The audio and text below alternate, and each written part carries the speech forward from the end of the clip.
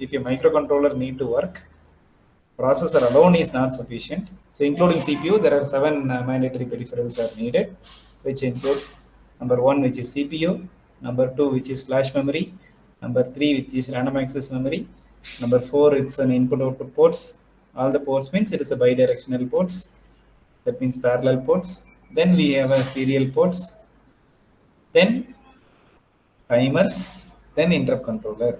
The CPU along with 6 mandatory peripherals like ROM, RAM, parallel port, serial port, timer, interrupt controller combined together to form a microcontroller, which is 8051 microcontroller. That is what we have started. Then later on the higher end microcontrollers are coming, where we have started learning LPC2148 microcontroller, which is ARM7 based microcontroller, and that block diagram comes here like this. So where the processor part, the CPU part of the 8051 is replaced by ARM7 processor core. Okay, so here the CPU is a processor in 8051, but in LPC2148, ARM7 TDMI is an ARM7 TDMI is a processor core from the ARM. Okay, so in 8051 we have on-chip flash, which is of 4 kilobytes of program memory. In LPC2148 we have on-chip flash, which is 512 kilobytes of on-chip flash memory, as you see in the screen, right?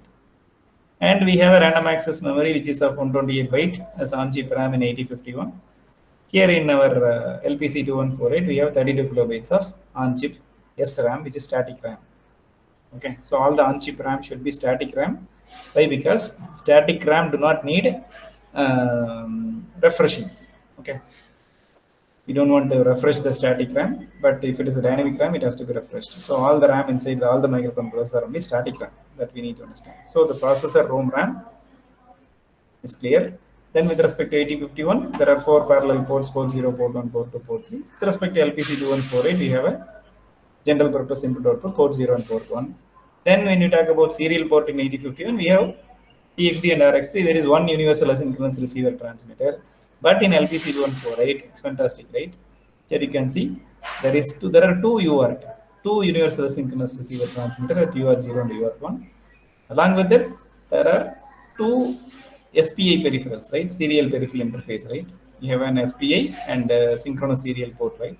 Two serial peripheral interface, two universal asynchronous receiver transmitter, and two I2C bus, two I2C serial bus interface, I2C0 and I2C1, and one USB,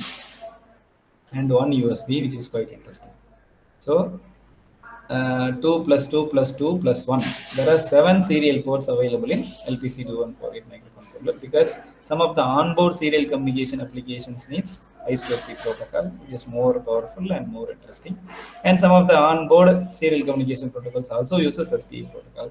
So if one microcontroller is communicating with another microcontroller chip or another peripheral chip means, so this communication can happen within the board.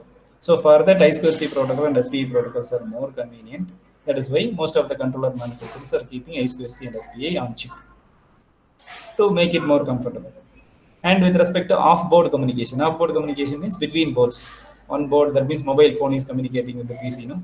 So for that, we use USB as well as UARTs. So the serial ports present inside the LPC2148 microcontroller are very much supportable for on-board serial communication as well as off-board serial communication.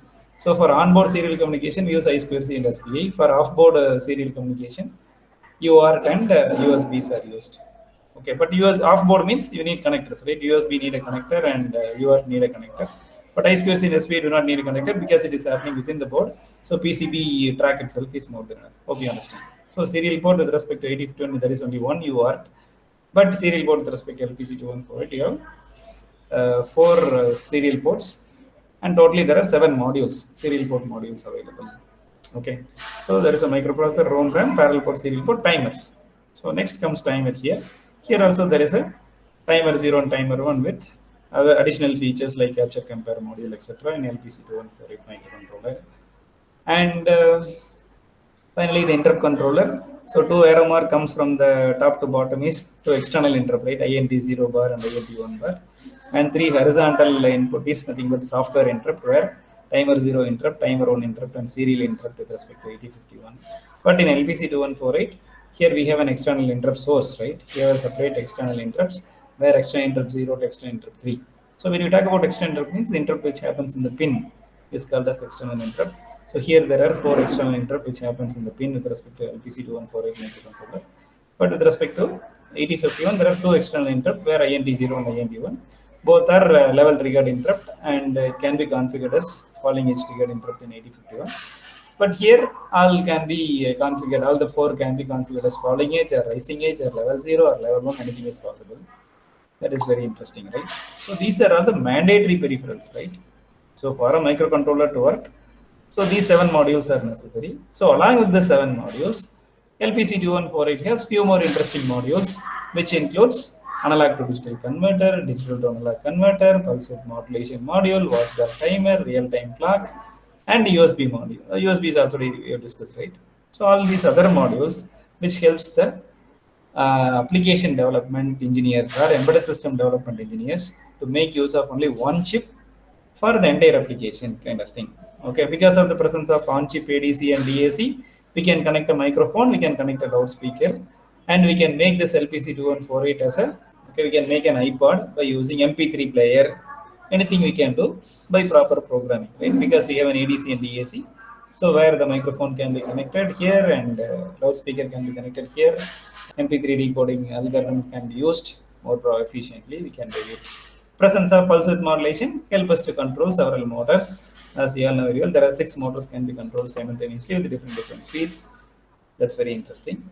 And the presence of watchdog timer helping us to protect the system if something goes wrong. Because more the people, somewhere something goes wrong means we need a safety protection. So that's why watchdog timer is available. Real-time clock helps us to maintain the timing properly in terms of seconds, minutes, hours, etc. And a lot more, right? A lot more. There are something like fast general purpose input, fast GPIO, a lot of other PLL modules.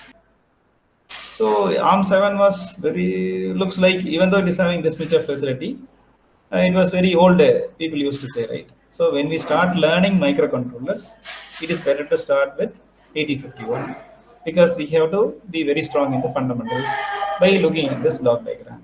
When we start learning a microcontroller with respect to ARM processor, it is better to start with LPC2148 microcontroller. Why? Because it contains ARM7 core and all other necessary peripherals as we see here, which is more comfortable and very easy for us to simulate using KLID. That is what we are doing now.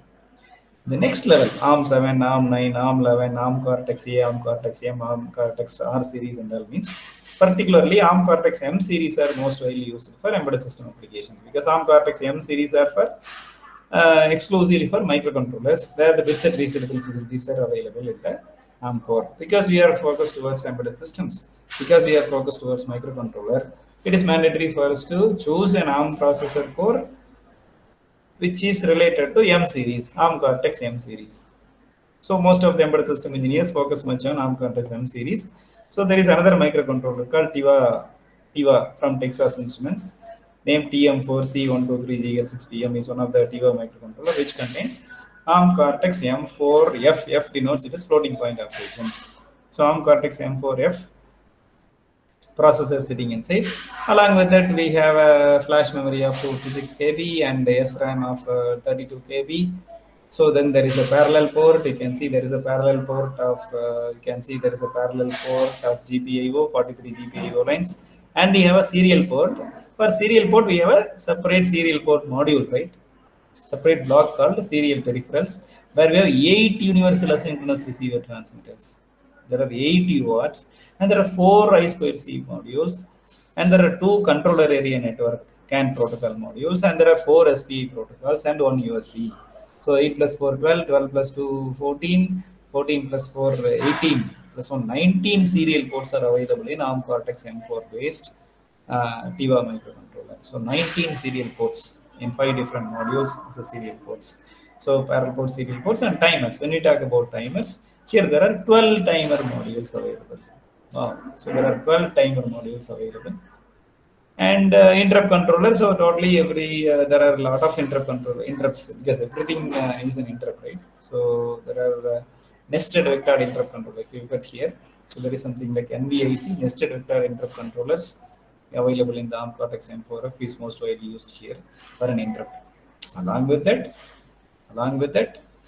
there are so many other modules like a direct memory access module on chip, electrically erasable programmable read-only memory on chip, watchdog timer on chip, and there is a hibernation module on chip. We'll be discussing about that in soon.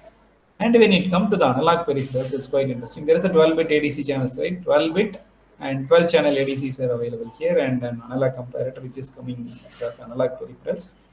It's a very important peripheral is motion control peripherals. In LPC2148, we have only pulse width modulation alone, but in the higher end microcontrollers, along with pulse width modulation, we have a quadrature encoder interfacing module, which is available as a motion control peripherals, where the controlling of the appliances is happening through pulse width motor. Controlling the motor is happening through pulse width modulation.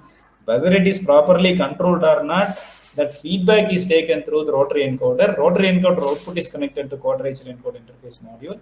So rate of change of displacement is velocity, rate of change of velocity is acceleration. So in our vehicle, right, odometer, speedometers, everything is very easily done with the help of quadrature encoder interfacing. So presence of quadrature encoder interfacing and PWM as a single package called the motion control peripherals in the DIVA series of microcontrollers, which was very much helpful for the design engineers to program for a closed loop control systems, etc. So this quadrature encoder interfacing is very much helpful for us to compute, the distance traveled, helpful for us to compute the speed or velocity or the acceleration, etc. And with the help of this quadrature encoder interfacing, we can make the two lift doors to open simultaneously, the door in the floor as well as door in the lift door. Both the doors can be open simultaneously because both the PWM's output has to be given to the quadrature encoder interfacing. So both values of the quadrature encoder should be same. That should be in that way we have written the program. So based on that, both the door will open simultaneously without any error. Like this, you can visualize it. This is the beauty of quadrature encoder interfacing. This is the beauty of higher end controllers.